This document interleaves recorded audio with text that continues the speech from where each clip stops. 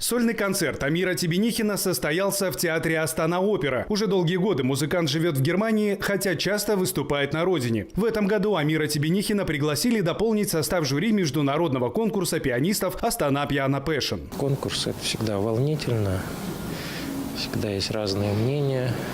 Но я надеюсь, мы выбрали лучших. За последние дней 20 уже 3 раза сыграл.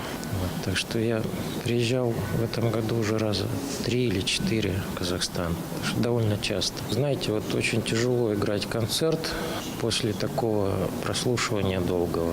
Обычно в день концерта надо выспаться, отдохнуть. А мне сейчас придется играть. Поэтому я выбрал произведения, которые я уже играл.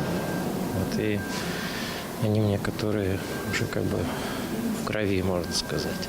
Амир Тебенихин родился в музыкальной семье, учился в школе имени Баситовой, окончил Московскую государственную консерваторию имени Чайковского. Еще в студенчестве он стал лауреатом множества фестивалей, завоевал гран-при на международном конкурсе пианистов в Лиссабоне. По словам музыканта, в этом году он еще не раз приедет на родину, чтобы подарить свое творчество слушателям.